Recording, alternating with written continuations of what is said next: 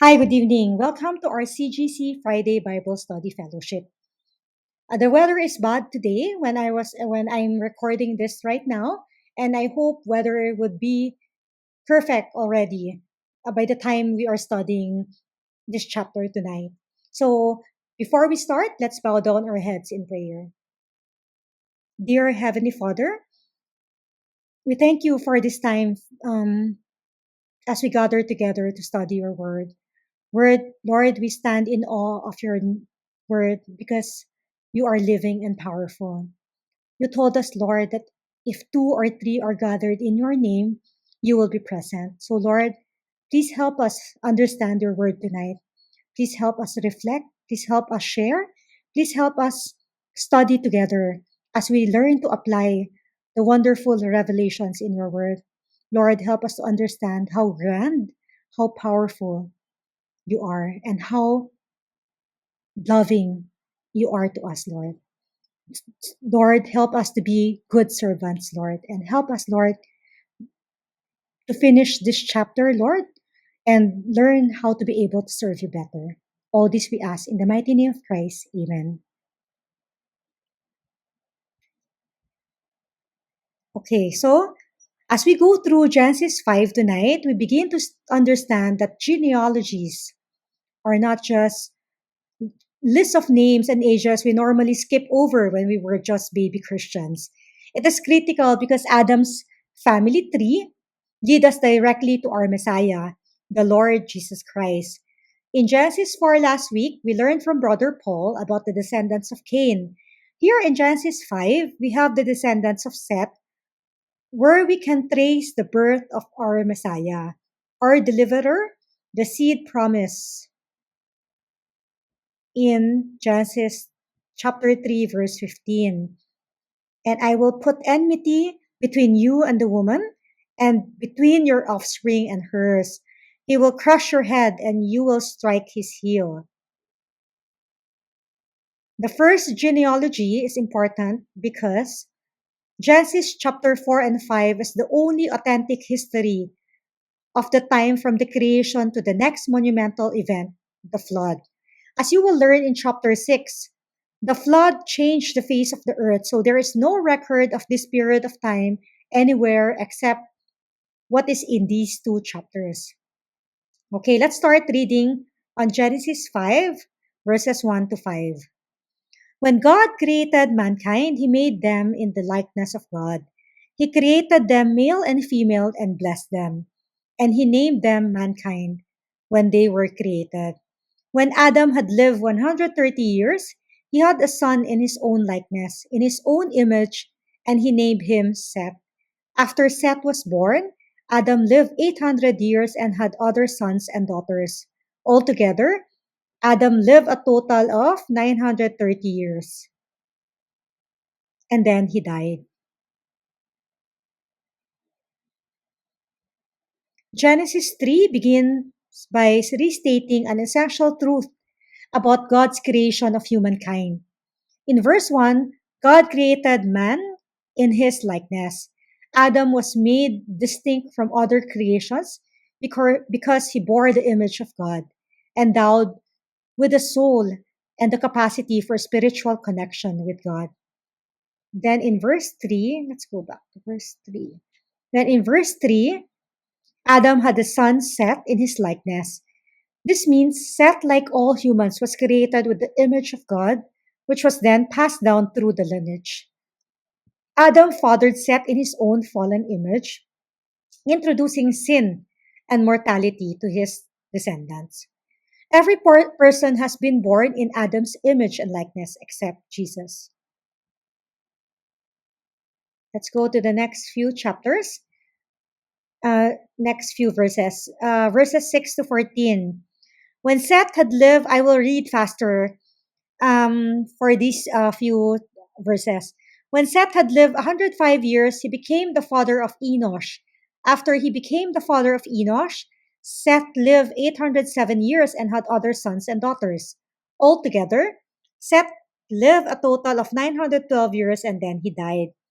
When Enosh had lived 90 years, he became the father of Kenan. After he became the father of Kenan, Enosh lived 815 years and had other sons and daughters. Altogether, Enosh lived a total of 905 years and then he died. When Kenan had lived 70 years, he became the father of Mahalalel. After he became the father of Mahalalel, Kenan lived 840 years and had other sons and daughters. Altogether, Kenan lived a total of 910 years and then he died. When Mahalalel had lived 65 years, he became the father of, I'm sorry, so we go to the next page. When Mahalalel had lived 65 years, he became the father of Jared. After he became the father of Jared, Mahalalel lived 830 years and had other sons and daughters. Altogether, Mahalalel lived a total of 895 years and then he died. When Jared had lived 162 years, he became the father of Enoch. After he became the father of Enoch, Jared lived 800 years and had other sons and daughters. Altogether, Jared lived a total of 962 years and then he died. When Enoch had lived 65 years, he became the father of Methuselah. After he became the father of Methuselah, Enoch walked faithfully with God 300 years and had other sons and daughters. Altogether, Enoch lived a total of 365 years. Enoch walked faithfully with God and he was no more because God took him away. We go to the next page.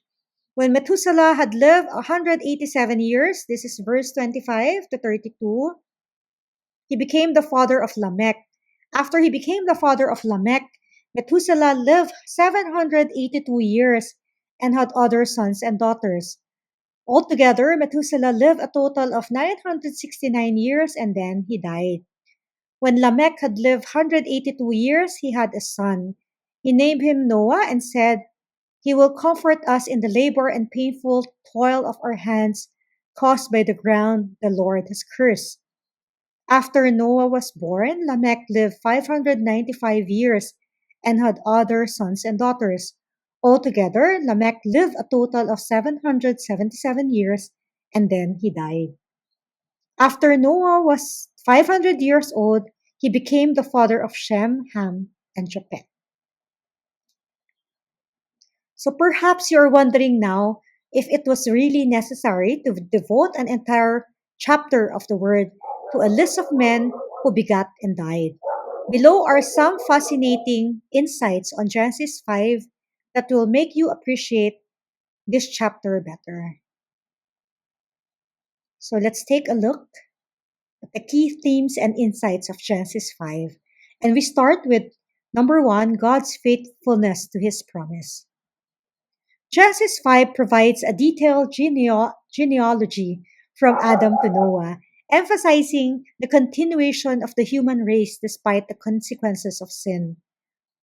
Despite the fall and judgment in Genesis chapter 3 and 4, God preserves a righteous line through Seth as part of his plan for redemption.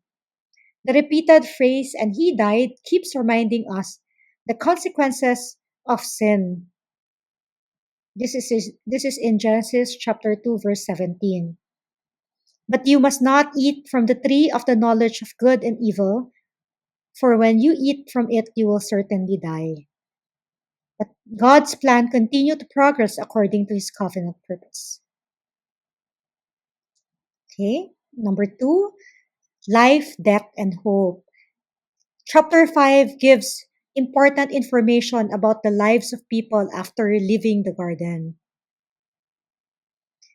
Living apart from God and facing his curse, Adam and his descendants had many children, with Enoch becoming a father at 65, and Noah having 3 sons when he was 500 years old. The long lifespan led to a big increase in the world's population. Enoch lived to be 365 years old and disappeared without dying, while Methuselah lived to be 1,000. The fact that the few people died during this time suggests that by the time of the flood, the global population could have been more than 7 billion. which is more than the current population of the earth. The long lives of these patriarchs also highlight another crucial aspect of the fall of man. According to the numbers given in this chapter, Adam and Seth are both still alive when Lamech, Noah's father, is born. Methuselah, who dies in the same year as the flood, lived more than 200 years before Adam passed away. Adam could have shared with them firsthand details about the creation, paradise, Eden, and the reason for the world's condition, the fall, sin, and the curse. Despite having the direct knowledge, they chose to reject the truth that Adam knew and shared. The wrongdoing and moral decline that humanity experiences, as outlined in chapter 6, cannot be excused by ignorance. Until the time of the flood, people had direct contact with individuals who had seen God's power and care firsthand. Our decline was not a result of innocent mistakes, but deliberate disobedience. Genesis 5 also emphasizes the reality of death, a fulfillment of the curse. Even though it seemed like humans were doing well and making progress, the curse still affected their lives. No matter how old the first humans lived to be, one thing always stayed the same. They eventually died. This was the result of sin.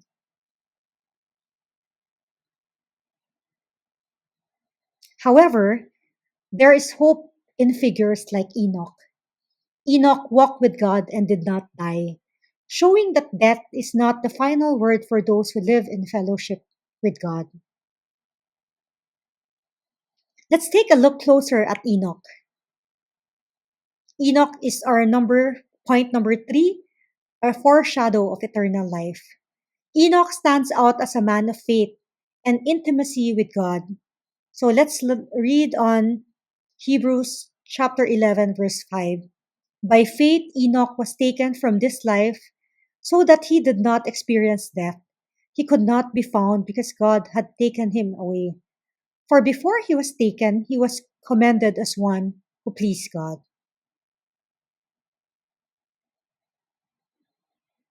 What does it mean to walk with God? Walking with God means to be reconciled to God through faith. It involves approaching God and seeking forgiveness for one's sins to establish a relationship with Him. Walking with God entails being aligned with Him, being in communion with Him, obeying His commands, and loving Him. This describes the relationship. Enoch pleased God because he believed in God. He pursued the relationship, the reward of salvation, and the abundant blessings bestowed by God, seeking intimate communion with Him.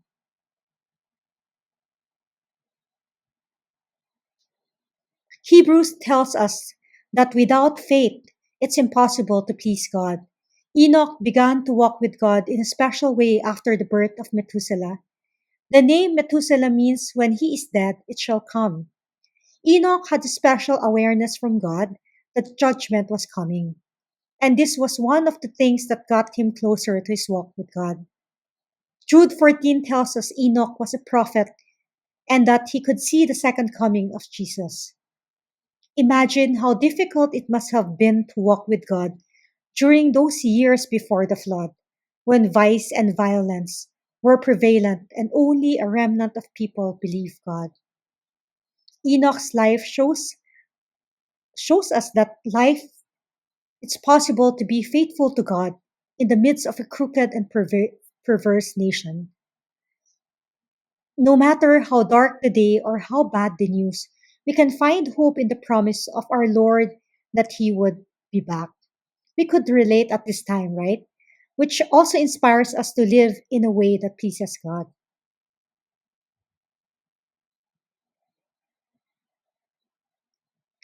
Enoch's life teaches us that being close to God brings life, not death. It gives us a preview of what Jesus would later accomplish. Let's go back to verse 24. Enoch was walking with God for 300 years, and in his 365th year, He walked right into heaven and never returned.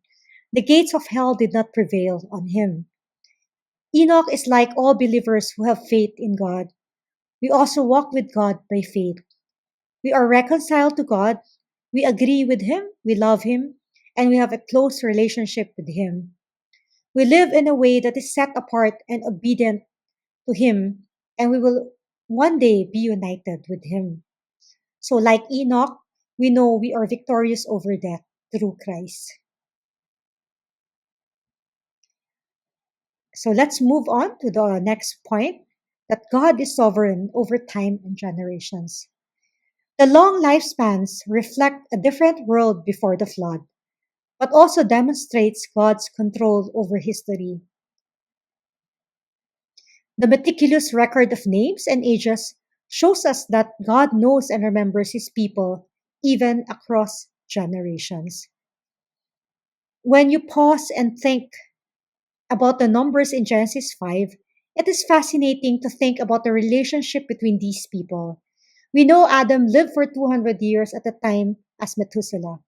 This means that Methuselah might have met Adam, and Methuselah's life overlapped with Noah's by 600 years, connecting Adam and Noah. This connection is important because there was no written information available during this time. God arranged for these individuals to live across different time periods so Methuselah can learn directly from Adam and pass the knowledge to Noah.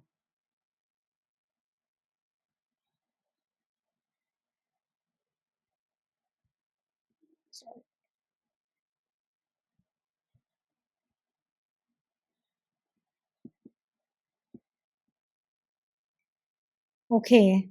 In Genesis 5, we can also see God's sovereignty over these generations. God is sovereign in all things, and in his divine plans remain unshaken by the foolish and sinful actions of humanity.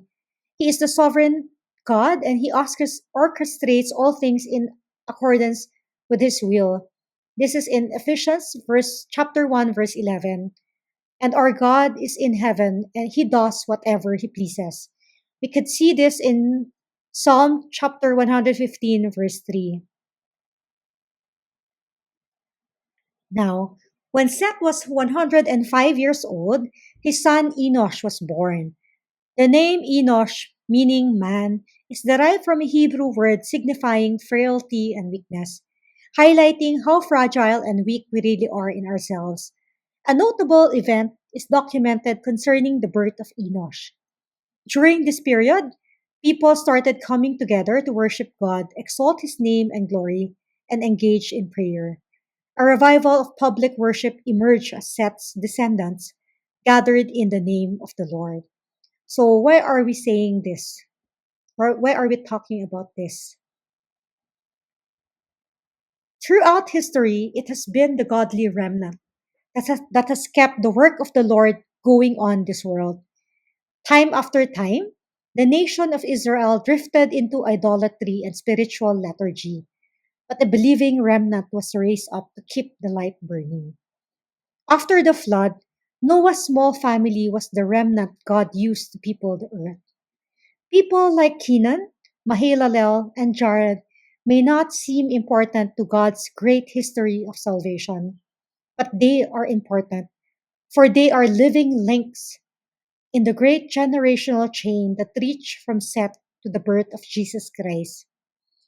God's promise in Genesis chapter 3 verse 15 would never have been fulfilled were it not for the faithfulness of many undistinguished people, who to us are only strange names in an ancient genealogy. So if you think the work you are doing right now for the Lord is not important, think again. Think of these people and be encouraged.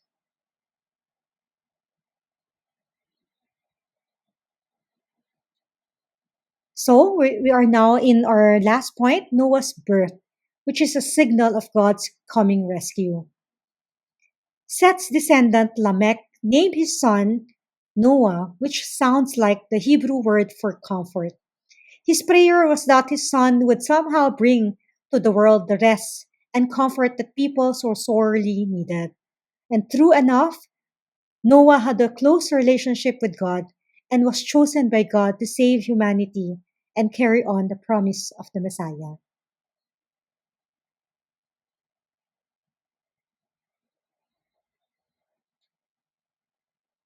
The names in Genesis 5, a genealogy from Adam to Noah, are explored by Bible scholars to carry deep symbolic meanings.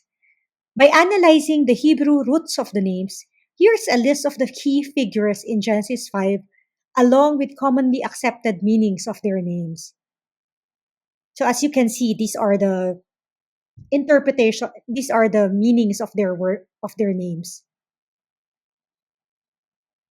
Okay. I will not read them anymore. So when the meaning of the names are read in sequence, they form a prophetic message. And here it is. Man is appointed mortal sorrow. The blessed God shall come down, teaching that his death shall bring the despairing rest. Isn't that wonderful?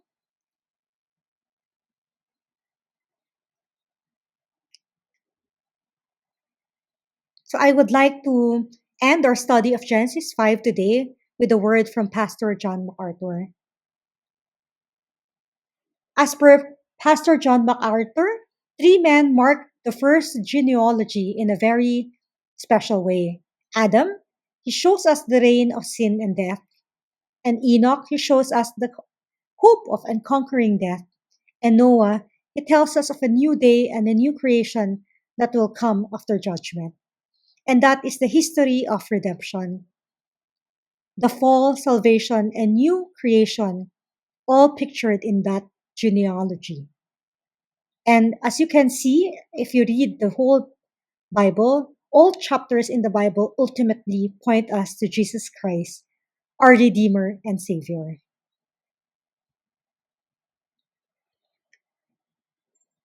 So I'm going back to all these points because we will going to close Genesis 5.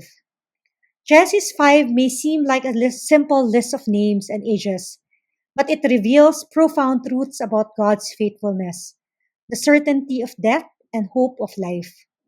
This chapter shows how God preserves a godly line from Adam to Noah, setting the stage for his redemptive plan. The repeated phrase, and he died, reminds us of the consequences of sin in Genesis chapter 2, verse 17. And yet the story of Enoch, who walked with God and was no more, offers a glimpse of hope and eternal life for those who walk faithfully with the Lord. Genesis 5 challenges us to consider how we live our lives today, to serve our God, to serve God's purpose and plan, how we walk with God daily, and what kind of spiritual legacy we are leaving behind. Even in a fallen world, a faithful walk with God stands out, and it matters not just for our time, but for eternity. So I guess this is the end of chapter 5. So let's all go back to our groups and share our learnings with our group mates. So thank you, and let's and see you next week. I'm just going to show my references first before we end. So thank you and see you. Good evening, brothers and sisters. After tonight's study of the first genealogy, we move on to a familiar story next Friday, the story of Noah. Genesis 6 is about sin and judgment. Our moderator is Sister Christine Gao. We will have breaking of bread at 9:45 a.m. this Lord's Day. This will be followed by our worship service. Our speaker, Pastor David Go's message, What a Privilege, will enlighten us about the greatest calling in life. Looking forward to see you. Good night and God bless.